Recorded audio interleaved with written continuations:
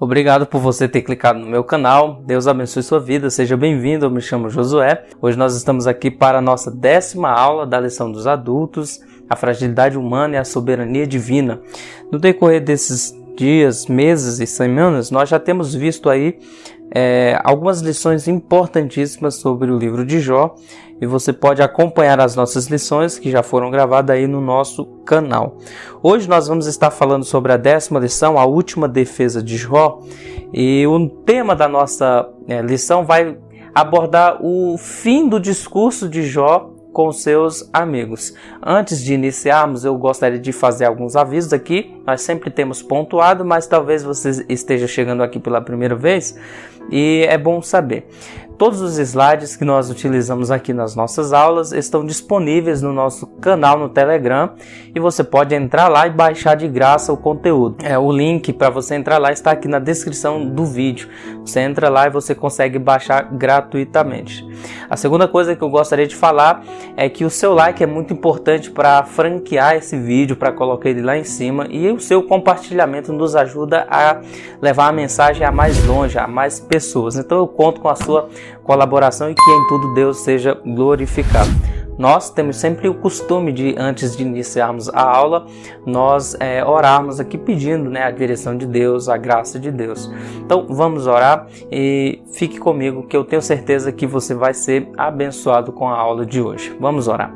Senhor Deus, nós oramos a Ti neste momento, pedindo, Senhor, que a Tua boa mão esteja conosco, que essa aula seja conduzida, meu Pai, trazendo não apenas informação, mas espírito e vida, porque é a Tua palavra. Não a nós, já dizia o salmista, e nós repetimos isso, mas a Ti, a glória somente. Nos ensina à medida que nós formos observando queixa, os dilemas de Jó, a oração, a saudade que ele tinha do passado, que o Senhor nos dê sabedoria, nos dê instrução e fale conosco. Essa é a nossa oração, que o Senhor abençoe cada escola dominical, cada sala de aula, cada professor e professora, cada aluno, cada aluna, em tudo, meu Deus, nós oramos e atribuímos ao Senhor toda a honra e toda a glória, em nome de Jesus. Essa é a nossa oração.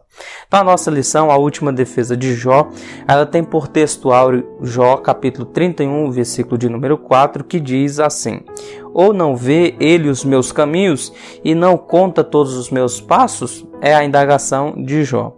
A verdade prática vai dizer que ao olhar retrospectivamente para o passado, lembre o quanto Deus trabalhou nele.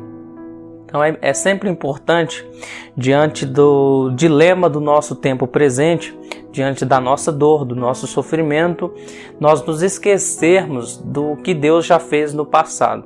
Então é sempre bom olharmos para o passado com cautela, mas com gratidão.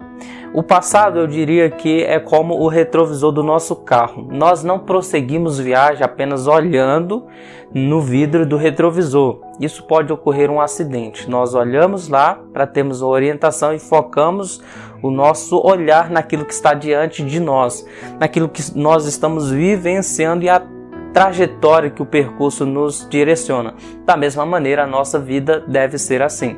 No momento de crise, de turbulência, nós olhamos para o passado, lembramos do que Deus fez conosco, mas temos que tomar cuidado para não entrarmos em um ciclo de depressão, de desânimo e acabar nos esquecendo do tempo presente e do futuro que ainda iremos vivenciar.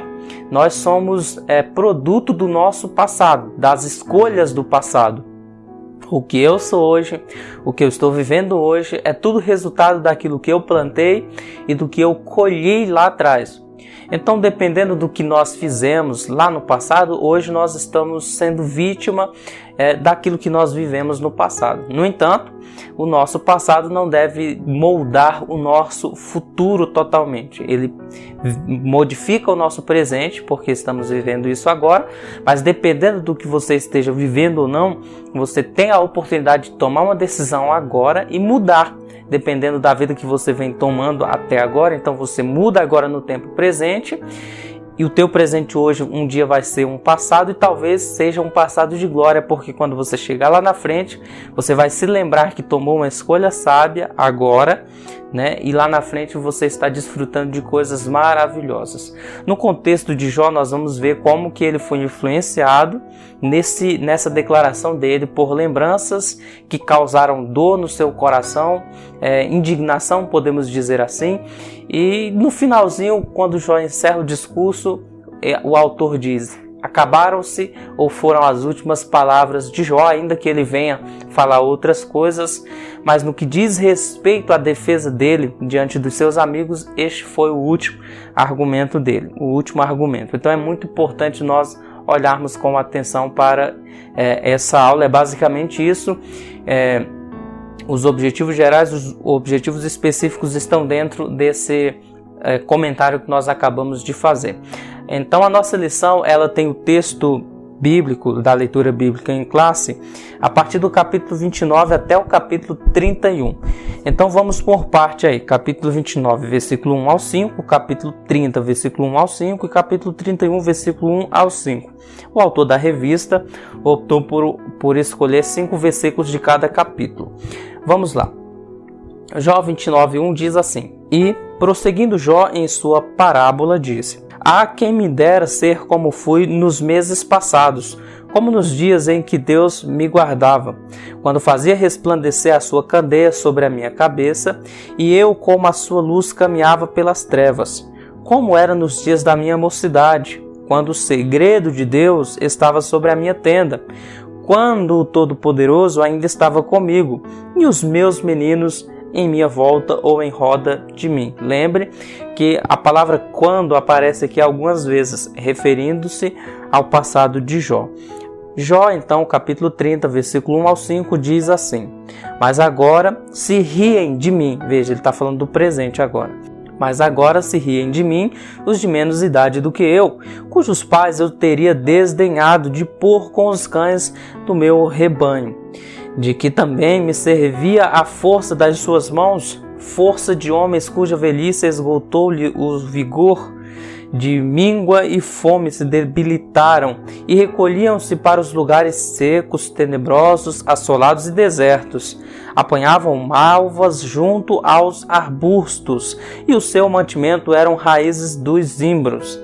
Do meio dos homens eram expulsos, gritava-se contra eles como contra um ladrão. Capítulo 31, versículo 1 ao 5 diz assim: Fiz concerto com os meus olhos, como, pois, os fixaria numa virgem? Porque qual seria a parte de Deus vinda de cima, ou a herança do Todo-Poderoso desde as alturas? Porventura não é a perdição para o perverso e o desastre para os que praticam iniquidade? Ou não vê ele os meus caminhos e não conta todos os meus passos? Se andei com vaidade e o meu pé se apressou para o engano. Então, esses são os 3 textos que nós utilizamos na revista dos adultos. Aí o autor optou por 5 versículos de cada capítulo, mas eu recomendo que você leia os capítulos inteiros para ter um entendimento mais completo naquilo que nós iremos falar aqui e também na preparação da sua aula, e você também, caro aluno e cara aluna, para se aprofundar também no conhecimento da palavra de Deus. Afinal de contas, a única caminhada que não nos cansa é a caminhada pela palavra de Deus. Quando nós estamos fazendo dieta e decidimos fazer uma caminhada na rua, na praça, à medida que nós iniciamos, nós vamos cansando. Mas na leitura bíblica é diferente. Quanto mais nós andamos pela palavra sagrada do Senhor, as nossas forças se renovam. Então nunca é demais se aprofundar um pouquinho na palavra de Deus. A nossa introdução vai dizer basicamente que nessa lição veremos que a lembrança de Jó acerca de sua prosperidade material e espiritual, de sua adoração ao Senhor e das bênçãos que o Todo-Poderoso concedeu à sua casa, mas agora em oposição ao momento de escárnio vergonhosa que ele passa no presente. Nesse sentido, Jó não aceita que as coisas terminem assim e, portanto, ele deseja se apresentar diante de Deus para defender a sua causa. Jó busca no passado forças para argumentar no tempo presente, e ele vai fazer um último apelo ao Senhor. A nossa lição tem o primeiro tópico falando da lembrança de Jó. Jó lembra seu passado de glória. Esse primeiro tópico é dividido em 3 subtópicos. O primeiro vai falar da prosperidade material e espiritual, que está do capítulo 29, versículo 1 ao 11, por isso que eu falei para você ler o capítulo inteiro. E depois, o segundo subtópico vai falar do reconhecimento social. Jó vai lembrar das suas atividades sociais enquanto no tempo de prosperidade. Está do versículo 14 ao 25, ainda do capítulo 29. E aí o autor da revista faz uma ponderação importante sobre a questão de obra social. Então vamos por parte. Primeiro, prosperidade material e espiritual.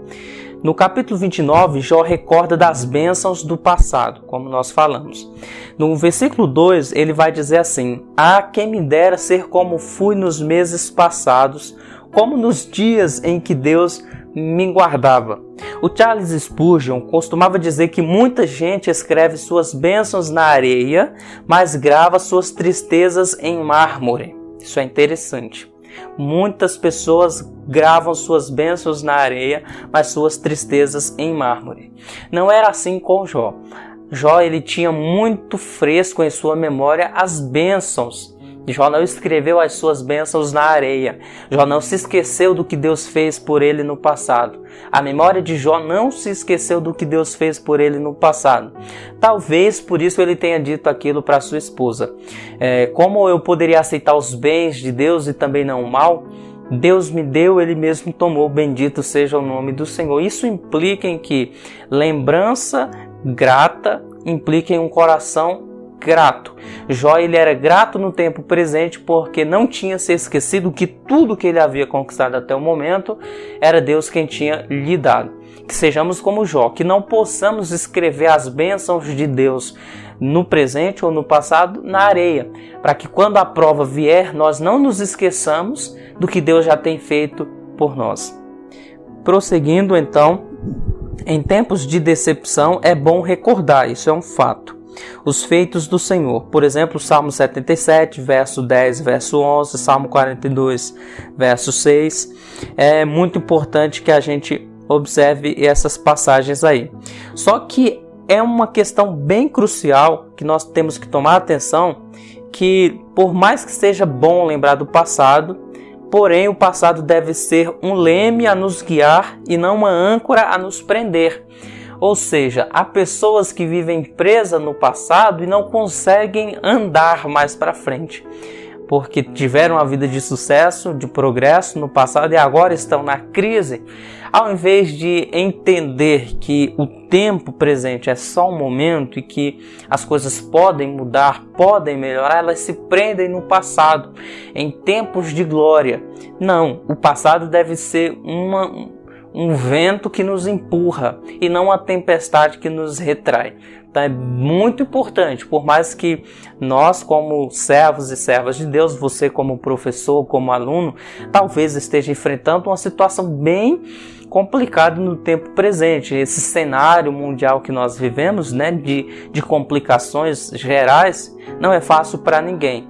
Mas venhamos nos lembrar do que Deus fez no passado e ter esperança. Como a Bíblia diz, eu me recordarei daquilo que me traz esperança.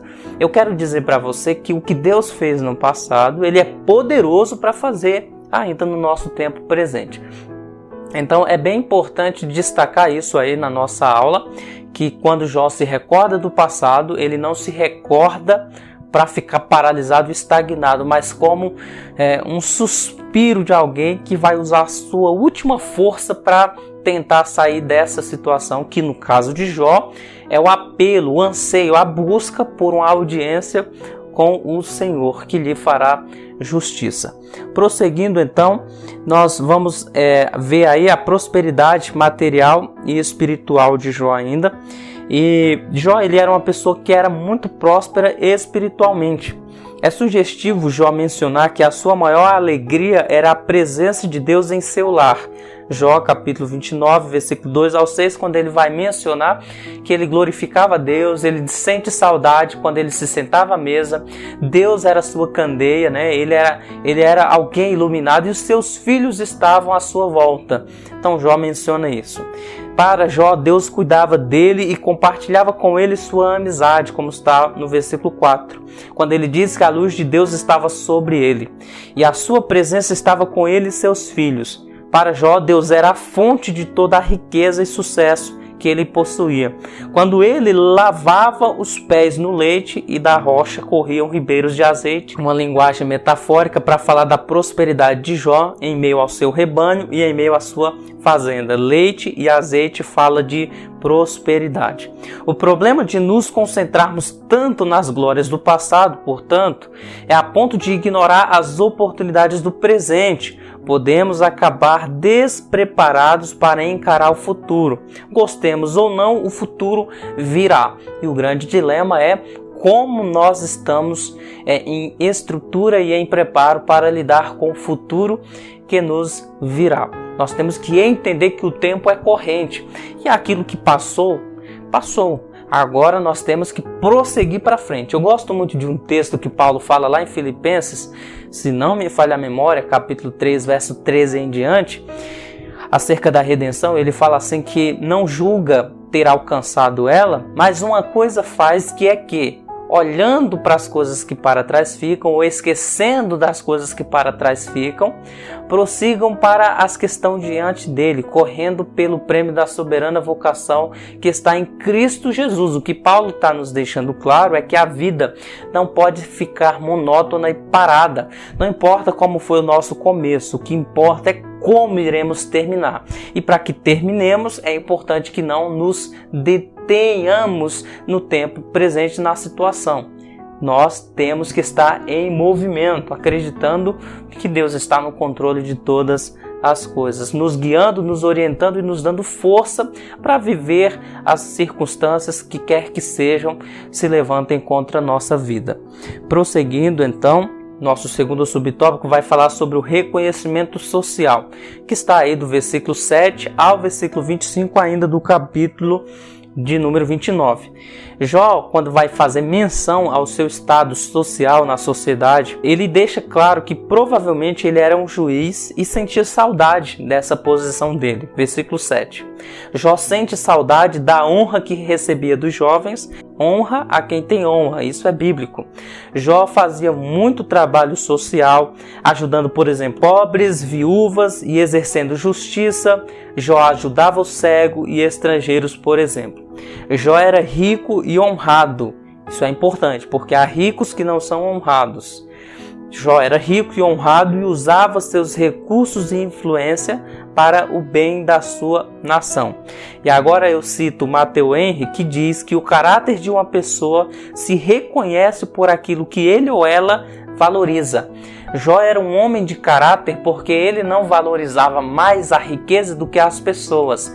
Jó não valorizava mais as coisas do que as pessoas. E Jó era um homem íntegro, inteireza, alguém inteiro, sem brecha. Alguém que não tinha máscara, não tinha cera. Era alguém íntegro, alguém de caráter. E aí você conhece o caráter, porque existe bom caráter e mau caráter. Você conhece o caráter de uma pessoa por aquilo que ele valoriza. Há pessoas que usam pessoas para adquirir coisas. Há outras pessoas que utilizam coisas para abençoar pessoas. Olhando esses dois exemplos, você consegue definir o que é bom e o que é mau caráter. Prosseguindo, então, ainda citando Matthew Henry, ele vai dizer que Jó se valorizava não pela honra da sua família, nem pela grande quantidade de bens que tinha, pela sua grande renda, pela sua mesa abundante, pelos muitos servos que tinha para lhe obedecer, pelas insígnias da sua dignidade, pela sua comitiva, pelas esplêndidas recepções e banquetes que oferecia e pela corte que lhe era feita, mas pela sua utilidade. A bondade é a glória de Deus e será a nossa. Se formos misericordiosos como Deus, seremos perfeitos como Ele é. Isso está no comentário de Matthew Henry, página 140. Está aí embaixo a base para você dar uma consultada mais aprofundadamente. Jó, por exemplo, 29, versículo 21 ao 25, Jó vai falar que havia momentos em que ele consolava os outros, mas o problema é que Jó não conseguia consolar a si mesmo. Você já viu que é um dilema muito sério isso que nós vivemos em alguns momentos da nossa vida? Deus nos usa para animar outras pessoas, mas às vezes você é um pregador, uma pregadora, alguém que entrega a mensagem, e Deus te usa para animar outras pessoas. Mas a palavra que Deus te usa para animar outra pessoa, às vezes, nem sempre, ela serve para te animar. É um grande dilema, é o médico que cura o outro, mas não consegue curar a si mesmo. E Jó se vê nessa situação. Jó, ele anima os outros através da sua palavra, através dos seus conselhos, através da sua sabedoria, mas não consegue animar a si mesmo. E aí o problema de Jó se agrava, porque além dele não conseguir animar-se a si mesmo, ele não encontra outras pessoas que consigam fazer isso com ele. Pelo contrário, os amigos que vieram a princípio como meio de consolo se tornaram fel de amargura para ele, porque não entendiam a situação que ele estava vivendo. Mas para nossa alegria, né, e para a alegria de Jó quando vivenciou isso, quando os amigos lhe faltaram, quando os argumentos se esgotaram, Deus veio e foi o redentor de Jó. Deus veio e foi o auxílio, o ajudador, aquele que sarou a amargura do coração do homem lá de Uz, nosso amigo e exemplo para nossa tribulação, Jó. Vamos prosseguir. Chegamos então no terceiro subtópico, uma ponderação importante. Por quê? Por causa dessa questão social. Então vamos lá por parte. Jó era um modelo de justiça social e o autor da revista da CPAD que nós estamos estudando deixa isso bem claro, mas não pode ser considerado um socialista nos termos modernos.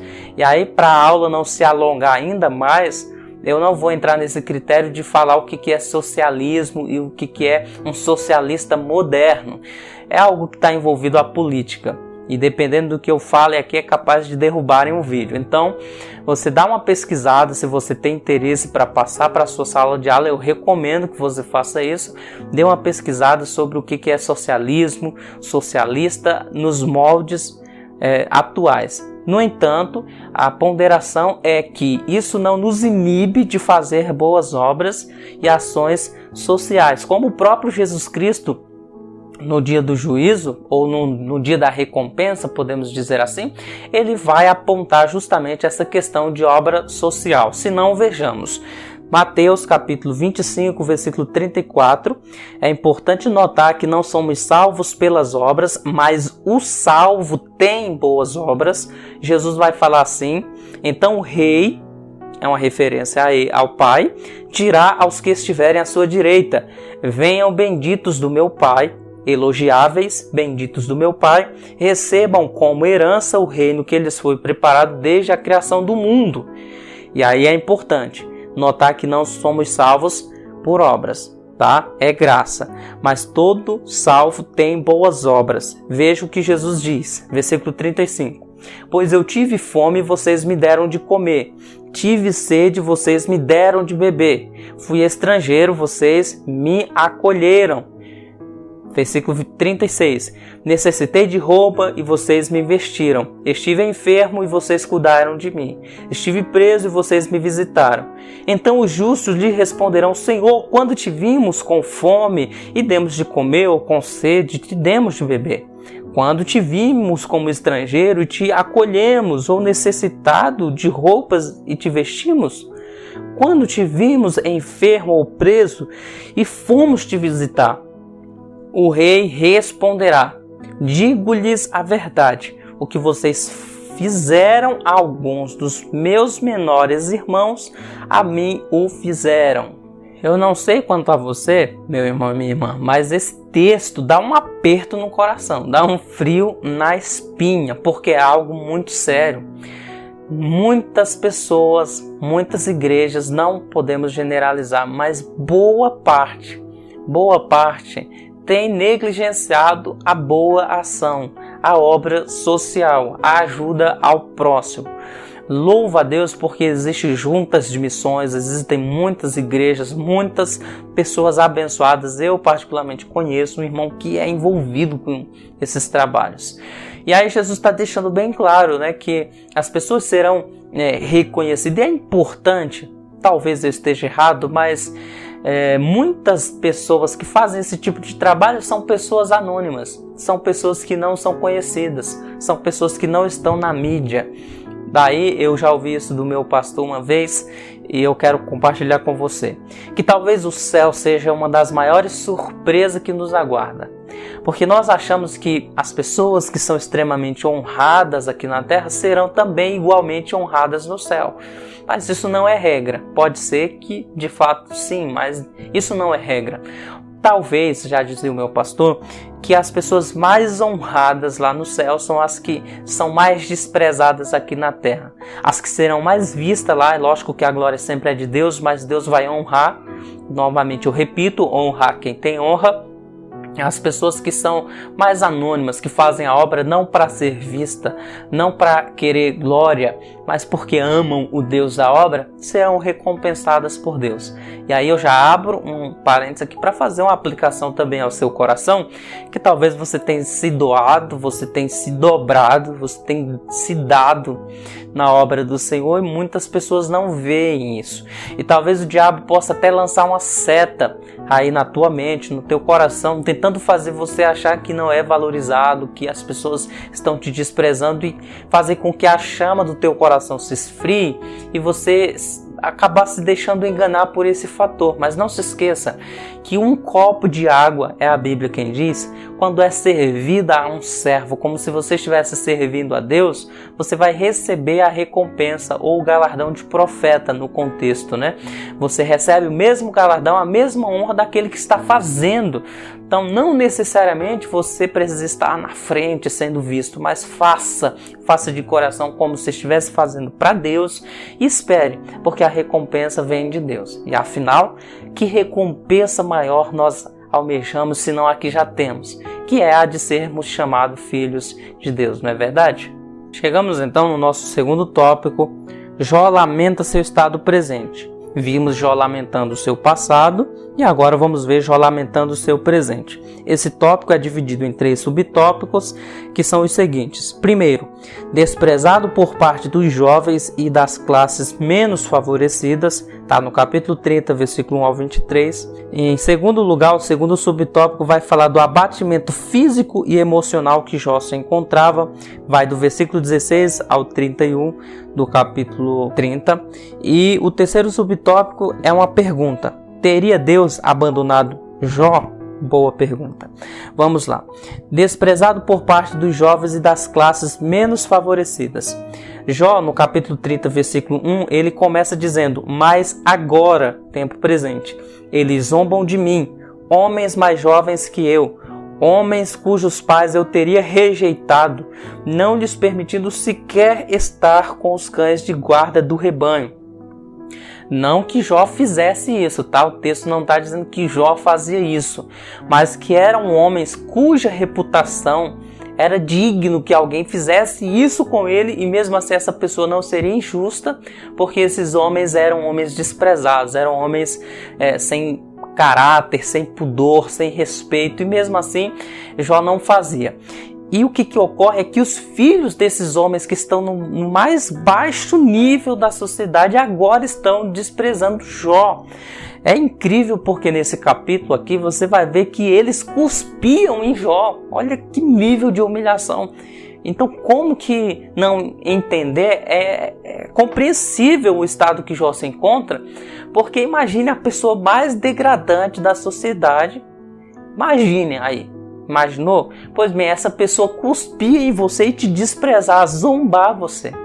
Então Jó ele se vê assim num desprezo terrível, né? E o grande dilema que fica martelando na mente dele é: será que Deus me abandonou? Por que eu estou vivendo isso? Prosseguindo, então Jó lamenta porque ele estava no fundo do poço, no fundo mesmo. No capítulo 30, Jó faz 5 queixas que são paralelas às 5 alegrias citadas no capítulo 29. Jó vai dizer: eu não sou mais respeitado, ele vai dizer: eu não sou mais abençoado, tudo no presente. Eu não tenho quem me socorra, não tenho futuro e não tenho um ministério. Isso está aí, as bases bíblicas aí na sua frente, e aí você dá uma conferida, é muito importante. E aí do seu lado direito da sua tela tem uma lâmina aí que nós colocamos o seguinte: os jovens honravam Jó quando ele estava no sucesso e o desprezavam quando estava em necessidade. Se desprezarmos o necessitado, somos mais desprezíveis do que ele. É importante isso aqui. Se eu desprezar a pessoa que está em necessidade, eu me torno mais desprezível do que essa pessoa, porque isso implica em que o meu servir é um servir interessado. Se eu só sirvo alguém que pode me retribuir, esse serviço não é um serviço santo. É um serviço imbuído de interesse. E Jesus, sempre que servia alguém, ele não esperava receber nada em troca. É muito importante pontuar essa questão. Será? É uma pergunta retórica. Será que, como cristãos, a igreja moderna tenha entendido esse fator? Uma boa questão a se pensar. Em segundo lugar, Jó, diante desse desprezo todo, ele vai chegar no abatimento físico, que ele já estava totalmente desfigurado, com enfermidade terrível, como nós vimos em aulas passadas, não vamos repetir aqui.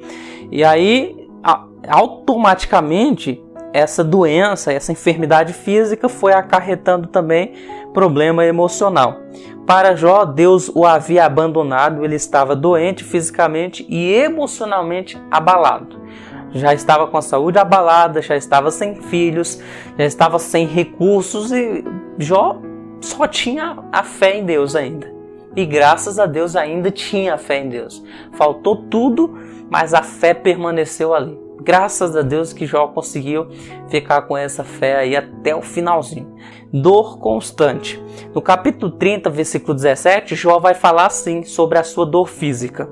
A noite penetra os meus ossos e minhas dores me correm sem cessar. O termo aí no original dá a ideia de um verme consumindo os ossos.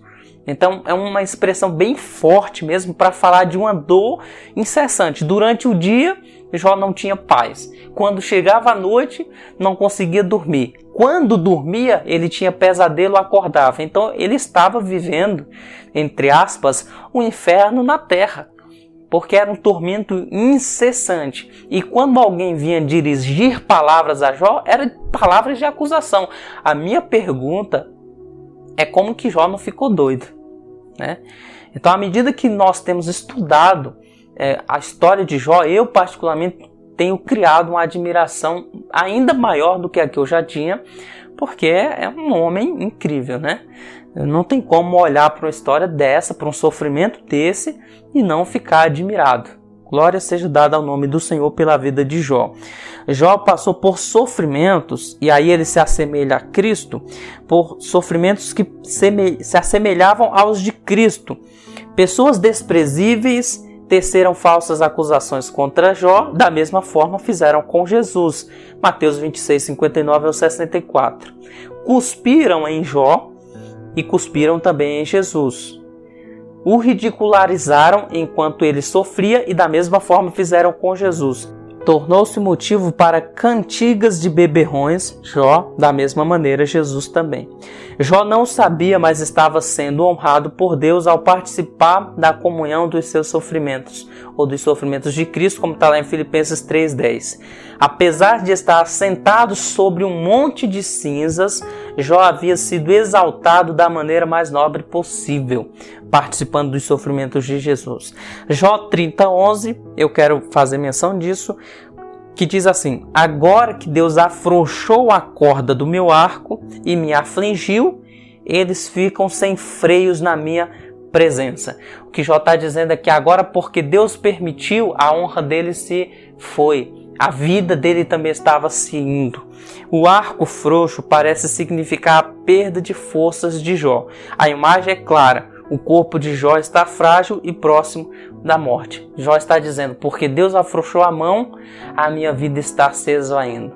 a minha vida está indo por água abaixo. Eu estou sendo levado como uma folha que é levada pela a brisa. E aí a pergunta fantástica: Deus teria abandonado Jó? Que pergunta difícil de ser respondida.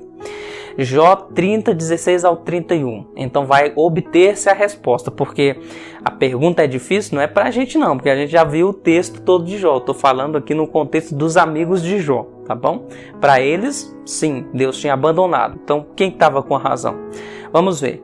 Jó 30, 16 ao 31. Vamos ver Jó refletindo sobre o abandono dos homens, e aí ele conclui: se os homens me abandonaram, Deus, que é mais santo e perfeito, também deve ter me abandonado. Veja aí alguns versículos, do versículo 18 ao 23. Jó vai dizer assim: em seu grande poder, Deus é como a minha roupa. Ele me envolve como a gola da minha veste. Lança-me na lama e sou reduzido a pó e a cinza. É Jó falando o que Deus está fazendo com ele. Deus me pegou pelo colarinho, me apertou e me jogou no pó e na lama, na cinza. Aí Jó, mesmo nessa situação, olha o que ele faz. Ele diz: clamo a ti, ó Deus. Por mais que o entendimento de Jó seja um entendimento um tanto quanto equivocado, ele está entendendo que é Deus que está fazendo ele passar por esse sofrimento, mas ele não blasfema. Ele não lança palavras de juízo contra Deus. Ele faz assim: clamo a ti, ó Deus. Isso é incrível, gente. Isso é incrível. Clamo a ti, ó Deus, mas não respondes. Fico de pé, mas apenas olha para mim. E esse apenas olha para mim é o olhar de um soberano com um olhar de desprezo para o servo, que está lá embaixo, de pé com a mão estendida para ele. Era esse entendimento de Jó. Contra mim te voltas com dureza e me atacas com a força da tua mão. Tu me apanhas e me leva contra o vento e me joga de um lado para o outro na tempestade. Sei que me fará descer até a morte, ao lugar destinado a todos os viventes. E Jó está dizendo que Deus está quebrando ele de tal maneira que a última coisa que está sobrando aqui, a última coisa que está faltando para Jó, melhor dizendo, é a morte. Ele fala assim, é como se ele estivesse dizendo assim para Deus, ó, trocando aqui a miúdos, né? É como se ele estivesse dizendo: Pai, o Senhor já me quebrou tanto que não tem mais o que fazer comigo. O Senhor já me pegou pelo colarinho, já me jogou na lama, já me humilhou no pó, já me humilhou na cinza, não me deixa dormir à noite, me atormenta de dia, me lançou no meio da tempestade, me jogou para um lado e para o outro, agora só falta tirar a minha vida. É isso que Jó está falando. Ninguém me ajuda, Jó vai repetir isso do versículo 24 ao 26. A verdade é que ninguém dá a mão ao homem arruinado quando ele está em sua aflição e grita por socorro. Não é certo que chorei por causa dos que passavam dificuldade? É Jó lembrando do que ele fez no passado. E que a minha alma entristeceu-se por causa dos pobres? Mesmo assim, quando eu esperava o bem, veio o mal. Quando eu procurava luz, vieram trevas. E aí eu quero citar um estudioso chamado Mark Twain. Ele vai dizer assim, que se cuidar de um cão que está morrendo de fome, esse animal não o morderá quando tiver se recuperado. Essa é a principal diferença entre um cão e um homem. É forte, não é, gente? Mark Twain está dizendo que... é forte essa expressão, mas eu preciso falar. Ele está falando que às vezes é mais grato cuidar de um animal do que de um ser humano. Porque e isso é fato, eu gosto de animal, eu acompanho. Não sou um biólogo, mas eu gosto de animais. E às vezes eu vejo documentário de pessoas de ajuda comunitária que encontram um cão no meio da sarjeta, todo sarnento, todo quebrado, e aí levam aquele cachorro para uma ONG. A princípio ele fica retraído, com medo, tentando atacar as pessoas, mas aí as pessoas vão dando alimento, vão cuidando, vão zelando, daqui a pouco domesticam o cão e já era, aquele cachorro se torna o amigo mais fiel daquela pessoa que ajudou ele. Incrível que existem casos de homens, por exemplo, eu vi isso com um leão, de um camarada que cuidou de um leão quando ele era filhotinho, e aí quando o leão cresceu, né, e depois foi devolvido à floresta. Depois de um tempo, na savana, esse camarada foi lá encontrar o leão, e aí tava um monte de leão lá, as leoas e o leão veio correndo. Nossa, que coragem, né? E aí pulou em cima do cara, mas pulou e ficou lambendo o cara porque reconheceu ele. Reconheceu. E aí o Mark Twain está falando que o ser humano não é assim. O ser humano, você ajuda ele hoje, estende a mão e depois ele vai falar mal de você. Depois ele te dá uma apunhalada. E aí a amargura do ser humano que você ajudou, mas que é ingrato, pode contaminar também o seu coração, de tão danoso que é a natureza humana. Por isso que nós temos que nos apegar muito com Deus, para não nos deixarmos infectar pelo fel da ingratidão dos outros e trazer essa ingratidão do nosso coração para com Deus, né? E por isso que é importante eu olhar para a cruz de Jesus e entender o que ele fez por mim.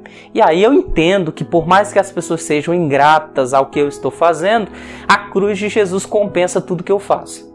Então, se as pessoas não reconhecem, beleza, o meu saldo é muito devedor, então Jesus Cristo é digno de que eu haja com boa ação, inclusive para com os meus inimigos. Vamos prosseguir aqui. A gente vai se empolgando, né? Então vamos prosseguir aqui. Apesar de não esperarmos recompensa ao fazermos boas obras, é errado. Se você faz alguma coisa esperando boas obras, a intenção é errada. Mas também não sejamos hipócritas, né, de dizer que a ingratidão não seja um golpe que nos faz chorar. Nós fazemos boas obras sem esperar nada em troca, só que todavia como resposta vem a ingratidão, a traição. É lógico que isso vai gerar dor no nosso coração. Por isso que Jó está também emocionalmente abalado, achando exclusivamente que Deus o teria abandonado. Então chegamos no nosso terceiro tópico, o futuro em aberto. E aí volta aqui para mim, a resposta do tópico que nós acabamos de passar não vai ser respondida nessa lição, vai ser respondida em outras lições, que é quando Deus se revela, e aí nós vamos ter resposta se Deus abandonou Jó ou não. Tudo bem? Então vamos voltar aqui para a nossa aula. Terceiro tópico, o futuro em aberto de Jó. 3 subtópicos dividem esse tópico maior. Primeiro, Jó em defesa de sua ética sexual. Jó em defesa de sua ética social. E Jó busca as respostas de Deus. Vamos lá. Jó em sua defesa de ética sexual. Olha o que Jó fala. Jó, na busca de defender-se, afirma ter feito uma aliança com os olhos para evitar a luxúria e a impureza sexual. Nós também devemos fazer o mesmo. Jesus fala que se nós olharmos com intenção mal no coração para uma mulher a cobiçando, nós já cometemos adultério no nosso coração. Então temos que fazer uma aliança com os nossos olhos também. Jó citou 3 pecados específicos que poderiam fazer qualquer homem tropeçar. Primeiro, lascívia. Segundo, falsidade. E terceiro, adultério. A lascívia é o primeiro passo para o pecado. E o pecado é o primeiro passo para a morte, como está lá em Tiago, capítulo 1, versículo 13 ao 16. O pecado consumado gera a morte. O Senhor julga os atos, mas também julga as intenções. Não quer dizer que pelo fato de eu não, um exemplo, tá, gente? Não estar traindo minha esposa, eu não esteja pecando. Quando eu cobiço outra, eu já estou pecando no meu coração. E isso não deixa de ser pecado aos olhos de Deus. O que muda é a gravidade do pecado, é a dosagem. O pecado prático, obviamente, é mais grave, porque além do desejo tem a prática, mas não deixa de ser pecado. Então o bom é que não olhe, o bom é que fuja da aparência do mal. O segundo pecado que Jó nega é a falsidade. Jamais usou de qualquer dolo em seus negócios a fim de ganhar mais dinheiro. Na verdade, nem sequer andava com pessoas que agiam dessa forma. E não tinha medo de ser examinado por Deus, como o próprio Jó vai falar. Seu coração não havia sido ganancioso, nem suas mãos haviam se contaminado, pois ele não havia tomado nada o que não lhe pertencia. E o terceiro lugar é o adultério.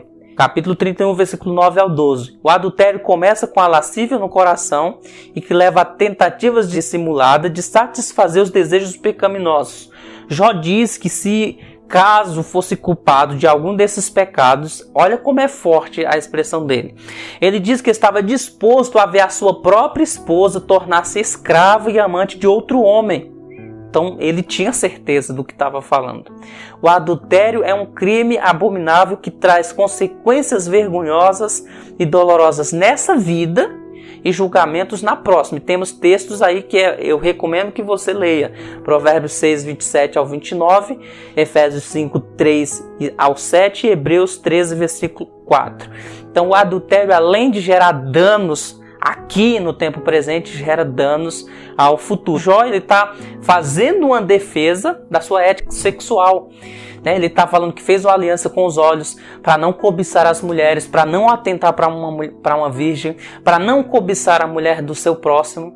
Então ele está defendendo a sua pureza sexual. Ele está procurando fechar todas as brechas que o justificasse. Como nós temos visto, ele tem buscado no tribunal da consciência dele algum pecado para que o tornasse digno de estar passando por tamanho sofrimento, e ele não encontra. E aí ele vai fechando as brechas, ele vai meditando, e ele chega nessa conclusão que nem para a mulher ele olhou com intenção maliciosa. Se nós formos passar por um crivo desse, imagine quantos cairiam apenas nesse quesito do olhar. Aí ele vai citar outras coisas, o suborno, outros fatores importantes. Mas vamos prosseguir. Eu deixo para você se aprofundar aí. Matthew Henry diz que o primeiro pecado começou nos olhos. Gênesis 3:6. Não devemos nos envolver com aquilo que não devemos desejar. E não devemos desejar aquilo que não devemos olhar. Pegou aí a visão? Por isso dizemos: não há riqueza proibida, Provérbios 23:5. Não ao vinho proibido, Provérbios 23:31. E não há mulher proibida, Mateus 5:28. Então tudo que é proibido na palavra de Deus, a nossa resposta é um não. Vamos lá. Jó então defende sua ética social. Lembramos-nos de Tiago 1:27, que diz que a religião que Deus, o nosso Pai, aceita como pura e imaculada é esta: cuidar dos órfãos e das viúvas em suas dificuldades e não se deixar corromper pelo mundo. Jó não dava restos aos necessitados, gente. Jó 31:17, olha o que ele fala: nunca tomei sozinho as minhas refeições, mas sempre reparti a minha comida com os órfãos. Geralmente se dá sobra para os órfãos. Jó não. Jó dividia da sua própria comida. Se ele comia o melhor, os necessitados que ele ajudava também deveriam comer o melhor. Verso 18 ele continua dizendo que eu os tratava como se fosse pai deles e sempre protegia as viúvas. Jó, por exemplo, utilizava seus rebanhos para alimentar e aquecer os necessitados em tempos de frio. Versículo 19 e 20 diz assim: que quando via alguém morrendo de frio por falta de roupa, ou notava algum pobre que não tinha o que cobrir, com o que se cobrir, eu lhe dava roupas quentes feitas com a lã das minhas próprias ovelhas, e ele me agradecia do fundo do coração. Eu estou usando aqui a NTLH, nova tradução na linguagem de hoje. Jó 31, 21 ao 23, ele chega a usar essa expressão forte aqui.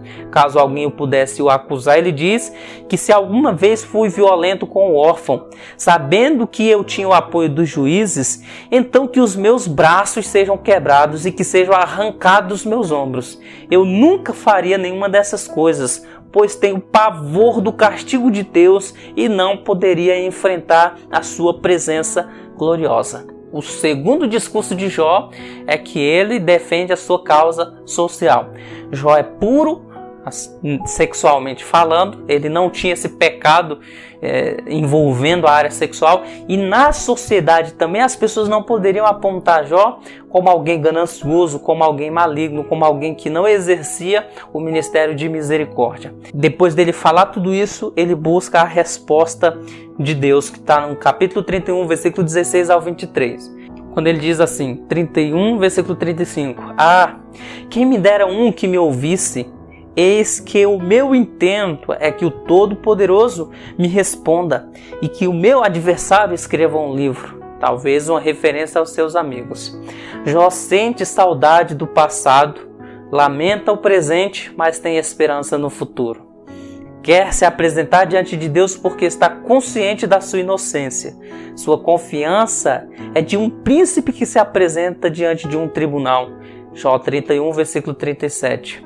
Uma consciência tranquila. E aí é um texto do Novo Testamento. 1 João capítulo 3, 18. Porque nós também comparecemos diante do tribunal de Deus, só que como advogado Jesus Cristo o justo. Meus filhinhos, não amemos de palavras nem de língua, mas por obra e em verdade.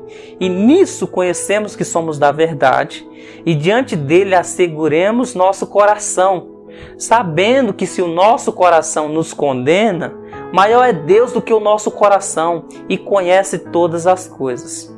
Amado, se o nosso coração nos não condena, temos confiança para com Deus. E qualquer coisa que lhe pedirmos, dele a receberemos, porque guardamos os seus mandamentos e fazemos o que é agradável à sua vista. Jó, no capítulo 31, versículo 40, vai dizer: que me venham espinhos em lugar de trigo e ervas daninhas em lugar de cevada. Aqui termina as palavras de Jó. Quando as palavras de Jó chegaram ao fim, todos permaneceram em silêncio, imaginando o que aconteceria em seguida. Deus enviaria seu julgamento imediatamente e provaria a culpa de Jó? Ou aceitaria o desafio de Jó, se encontraria com ele e lhe daria a oportunidade de se defender? Jó desafiara Deus, pois tinha certeza de que o Senhor o justificaria. Os 3 amigos de Jó estavam certos de que Deus o condenaria. E aí, o que Deus fará? Talvez você se surpreenda com essa resposta. Essa foi basicamente a nossa contribuição para essa aula maravilhosa que com certeza você pode se aprofundar um pouquinho mais. Então, Jó, diante desse cenário todo, ele faz o seu último apelo aqui para ter um encontro com Deus. Depois disso, nós teremos 2 diálogos de Eliú falando com Jó e depois o Deus de Jó se apresenta. Você não perde por esperar. As próximas aulas estão maravilhosas. Essa lição, na verdade, foi uma lição assim crescente, né? Uma lição assim maravilhosa. Normalmente, às vezes, nós temos uma lição que tem uma aula fantástica, depois cai um pouquinho de nível, depois aumenta. Mas essa lição de Jó aqui, eu particularmente, né? É minha opinião, ela veio numa crescente, assim, né? Uma crescente, uma lição muito boa. Vamos então para a conclusão da nossa aula, fazemos as nossas considerações finais, fazemos a nossa oração e encerramos o nosso vídeo. Não esqueça de deixar o seu like e compartilhar, que é muito importante, né? A conclusão da revista diz assim: nessa lição vimos que Jó se lembrou de seu passado abençoado e de como agiu com integridade e humanidade com o próximo. Nunca havia agido de forma injusta com ninguém, nem tampouco cometido pecados que o desonrassem moralmente.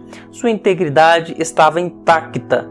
Assim, ele acredita que chegou o grande momento de se apresentar diante de Deus e receber dele o veredito de que é um homem injustiçado e inocente. Lição muito boa, muito maravilhosa. Deus abençoe sua vida e eu te aguardo aqui no nosso próximo encontro. Vamos orar? Senhor Deus, nós glorificamos ao teu nome por essa aula, que o Senhor aplique tudo que foi falado aqui ao coração dos nossos irmãos e que em tudo o Senhor seja glorificado. O nosso apelo, Senhor Deus, é um apelo de confiança, porque a Bíblia diz que aquele que se aproxima do trono da graça é necessário que essa pessoa creia que o Senhor existe, é galardoador daqueles que o buscam. Nós nos achegamos a Ti, Senhor, não pelo nosso mérito, porque não temos, mas mediante o mérito do nosso Senhor e Salvador Jesus Cristo, nos aproximamos diante do trono da graça. Senhor, o nosso apelo é ser com Teu povo. Nosso apelo é: não se silencie, meu Deus, na nossa tribulação, no nosso momento de dor. Precisamos ouvir a Tua voz. Basta apenas uma palavra do Senhor e o Teu servo sarará. Basta apenas uma palavra e o fraco fica forte. Basta apenas uma palavra Tua e a morte vai embora e a vida vem. Nós oramos que o Senhor faça crescer a escola dominical desse irmão, dessa irmã. Nós oramos e que em tudo o Senhor seja glorificado. Em nome de Jesus. Um beijo fraterno no seu coração, Deus abençoe a sua vida ricamente e até o nosso próximo encontro. Tchau, tchau.